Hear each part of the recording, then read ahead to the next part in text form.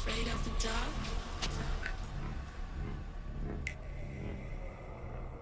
Are you scared? Hello ghosties, I'm so sorry it's taken so long for me to put together another video for you guys. Life in general. So, I figured that it is time that I did another video in my Ghost Hunting 101 series because why the hell not? But this time I wanted to kind of explain something that you see a lot in television and they don't really explain it that well. They just kind of go with it and they play up the creep factor. It's television. And of course I'm talking about cold spots. Now I've lost count of the times that I've seen Zach Bagans comment on feeling cold or saying, oh, I've just had a chill go through me. Actually, it usually sounds like, I just felt something go straight through me, man. Yeah, we refer to those as cold spots.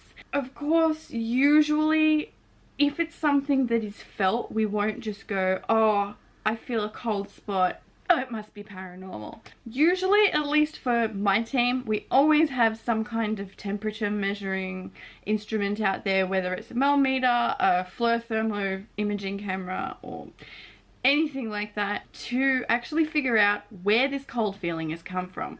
Because sometimes when you're running high on adrenaline and you're just really into it, and you know, you might not have noticed that you've started sweating, which is something that happens a lot when there's a lot of adrenaline going through your body because of the fight or flight response.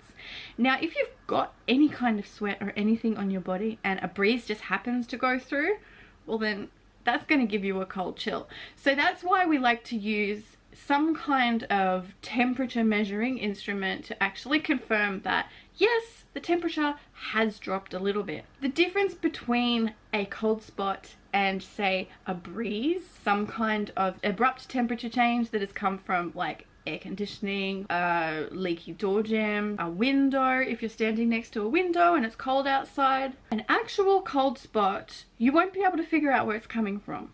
We like to use a millimeter usually because you can find out the limits of the temperature change. Usually we will be like, oh okay, that's a little bit weird if it's a temperature change of about 3 degrees or so, like between this much maybe. If it changes from 3 degrees from here to here, that's odd.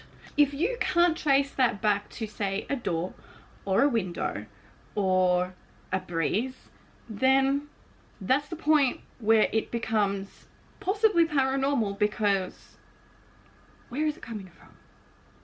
Now, the reason why we're so interested in cold spots is because there is a hypothesis going through the paranormal field that cold spots are actually kind of like a symptom of some kind of paranormal happening that's going to happen. The reason why we are so interested in looking for these cold spots is that they can be a sign of some kind of paranormal entity or energy or whatever it is that you want to call them, that they're trying to make something happen. Spirits, phenomena, aliens, I don't even know what it is that we're dealing with, so I just like to say phenomena.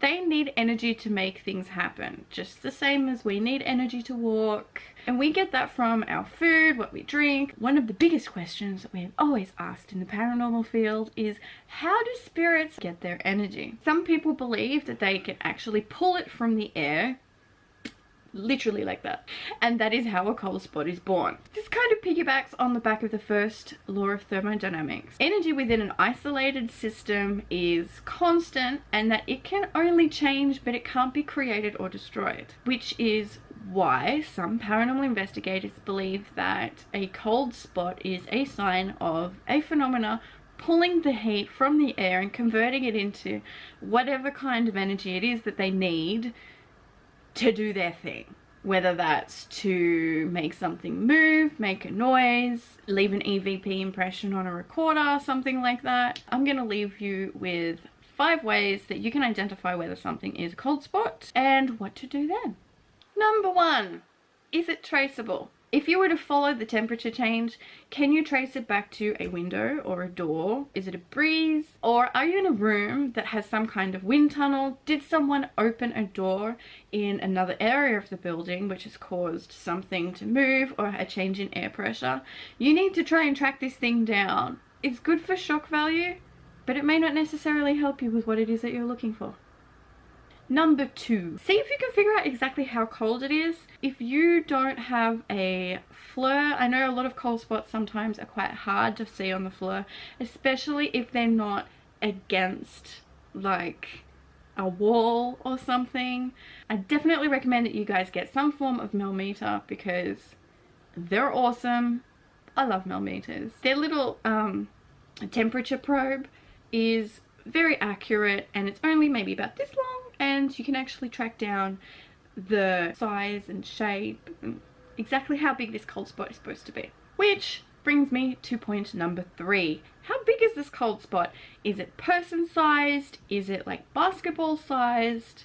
Because aside from the whole spirits take heat to make energy thing, some people believe that cold spots are actually the phenomena themselves. So if you're facing a cold spot that looks like it's kind of person shaped, I'm not necessarily going to say that okay, maybe it's a ghost, but hey, maybe it's a ghost. Number 4, record all of this shit. Write it down, write down what time it happened, write down whether you guys said anything that may have potentially caused this phenomenon to happen, what you were doing at the time, exactly how cold it is. Track the coldness. If it gets colder, if it gets warmer, we need to know about this kind of thing. It's very important. And of course, number 5 is to take your data and put it with the rest of your data. Don't stop recording. We could turn it into a song. Don't stop record. I'm gonna have it stuck in my head for the rest of the day. Don't stop recording all of your data. If you have multiple cold spots pop up, there might even be different locations, or maybe they're the same location, maybe they are the same temperature every time, maybe they only pop up when a certain person is doing something. When you've recorded this stuff, put it with the rest of your data and compare and contrast, because we are scientists. Okay, no, we're not. We're pseudoscientists and hobbyists, and a little bit weird. If you guys have ever come across a cold spot and you've kind of felt that cold, creepy feeling that puts your hair on end, I would love to hear about them. Also, don't forget to subscribe and click the little bell so that you know when new videos are up.